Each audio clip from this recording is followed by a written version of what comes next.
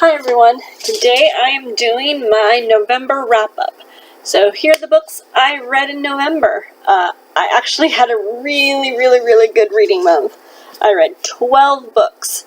So I wanted to read 15 to get to that round number, but I don't know if that's going to work. Because there's only just a day or two left when I'm filming this. Anyway, so here are the 12 books that I read in November. So the first two are classics. The first one I read, it's kind of short, but it's The Prisoner of Zanda by Anthony Hope. This is a story about a guy. He goes on vacation, and he goes to this little small country town, small little country, and he finds out that he looks like the king of that country. And then there's this whole adventure of him having to switch places with the king, and there's adventure, romance, so it was a fun read, and a fairly quick read too. So, The Prisoner of Zanda. The next one I read, is one I just love, and it's Anne of Green Gables. I think my mom read it to me when I was really young, so it's probably been over 20-25 years since I read it, and I just love Anne of Green Gables by L.M. Montgomery. This book just makes me happy when I read it. It was so cute. The characters just like leap off the page, and you just can't help but like love all the characters, except Josie Pye. I don't like Josie Pye. And then Anne and Gilbert, they just like, oh yeah, they're one of my OTPs. So Anne of Green Gables, really loved it. The next one, it's kind of a classic. It's a retelling of Northanger Abbey by Jane Austen, but it's Henry Tilney's Diary by Amanda Grange. I actually just have like a couple chapters left, so I technically haven't finished it. But by the time this video goes up, I would have finished it. And I read Captain Wentworth's Diary by her, and I really liked it. So I had to get Henry Tilney's Diary and Mr. Knightley's Diary. So Henry Tilney's Diary is really good. What I like about it is that it really brings the characters that you've known from the Jane Austen books, and just puts them in diary form, and a lot of the phrases and stuff that they used in the books, they'll use in their diary entries, so I really like that. So, I really like this one. The next one was a manga, and it's Toradora, Book 2. This is a story of Tazaku and Asika Tiaga, and they at first don't like each other because she is just like mean and stuff, and he looks like he has a mean face, but they start this friendship, and they kind of help each other through stuff, and it's really super cute. So I read the first one, and I read the second one, and I really liked it. The next one I read is Umberland by Wendy Spinelli. This is the second book in the Everland series, I guess you'd call it. This is kind of a slight retelling of Alice in Wonderland. The first one, if you remember, it was a kind of a retelling of Peter Pan, and it kind of tells it from the perspective of different people. So the book of Peter Pan went through the perspective of Wendy and Hook. This one, it looks like Wendy Spinelli, she got a little more ambitious, so she did the perspective of 3 people, which is kind of interesting. So she did the perspective of the Peter Pan character. She also did the perspective of the Alice character, and she also did the perspective of the brother of Captain Hook. So that's kind of, I really like seeing all these like different characters interact together. So at the end of the first book, the characters kind of start meeting the characters from the Alice world. And this is, they need a cure for the disease that's going around. So this book, there's like three different groups of people trying to find the cure, and one of the groups is Alice and Maddox Hatter, which is like the Mad Hatter, and I really like his character. He's really funny in this book. And then the other group is Peter Pan, Wendy, and the Lost Boys, and then the next one is Hook and his brother, who are trying to find the cure too. It leaves on somewhat of a cliffhanger where you're like, okay, what's going to happen? So I'm really excited for the last book of the series. I think this is going to be the last book, which is going to be kind of a retelling of The Wizard of Oz. So I'm excited for that. So this one was really good. I really like the characters of Alice and Maddox Hatter. So Lumberland. Another one that I read was Cameron Doki's Once. This is a book with 3 retellings of fairy tales. Before Midnight, which is kind of a Cinderella story, Golden, which is a Rapunzel story, and Wild Orchid, which is a retelling of Mulan. So the one I liked the least was Before Midnight, the Cinderella story. It started off good and then just kind of lost my interest. The next one I liked the one in the middle was Wild Orchid, the retelling of Mulan. It was good, but the romance was just kind of very hurried and was like, oh, okay. It didn't go in the direction I wanted. It was interesting, but still. But the one I really liked was the retelling of Rapunzel in Golden. So it's kind of a switch where the Rapunzel character actually doesn't have any hair. And there's like a curse and a witch, and there's still magic stuff and towers and all that and romance, so it was really cute. So if you guys ever see The Golden by Cameron Doki, it's really cute. So there's that one that I read. The next one I read, First Impressions by Charlie Lovett.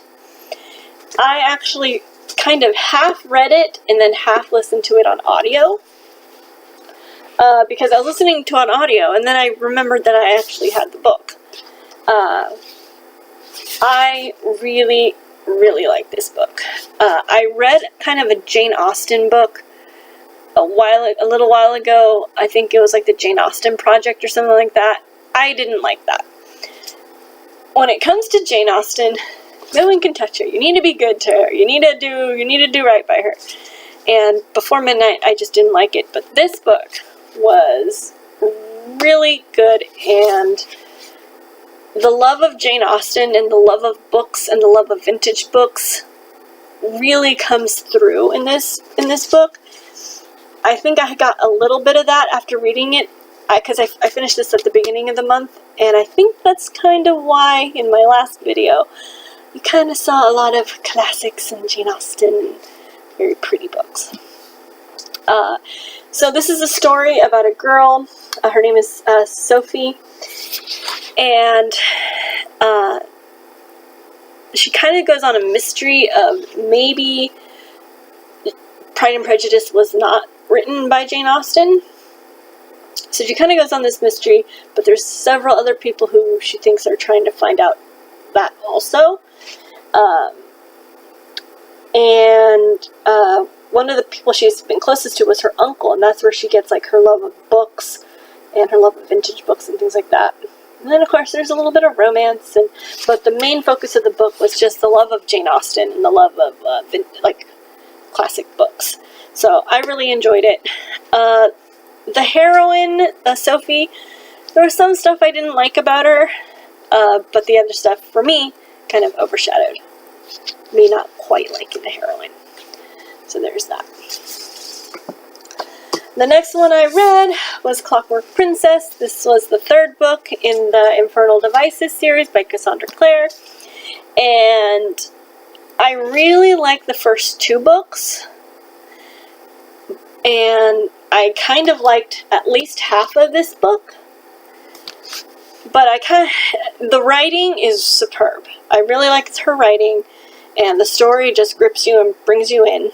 The one thing I didn't like about it was how in the first 2 books, there's the friendship between Jem and Tessa and Will.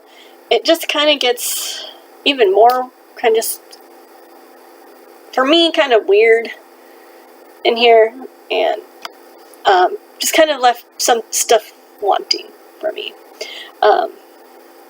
Yeah, I might do a review on the whole series, and I'll get more into that. But yeah, so it's a really good series.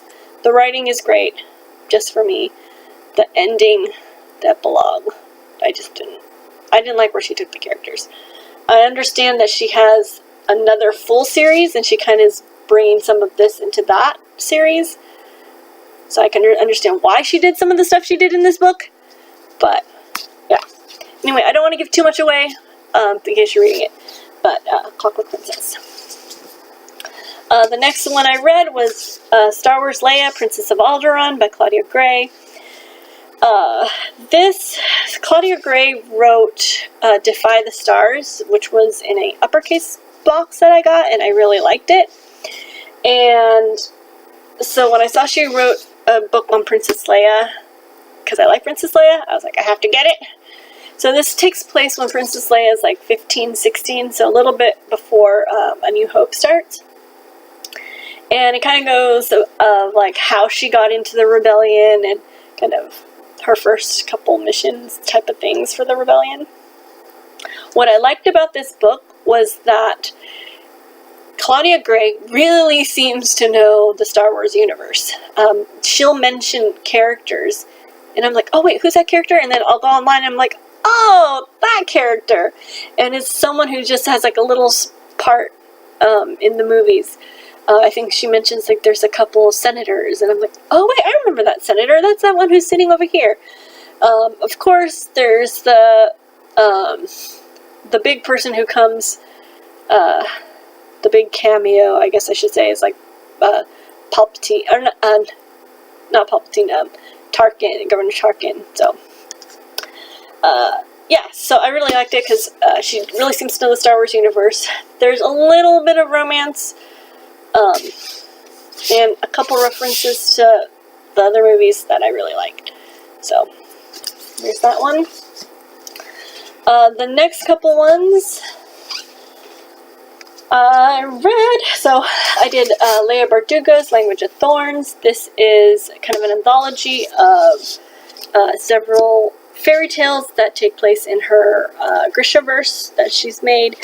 I think there's like 6 or 7 stories. 1, 2, 3, 4, 5, 6. Yeah, so about 6 stories. I really liked the first one, Amaya and the Thornwood, the best.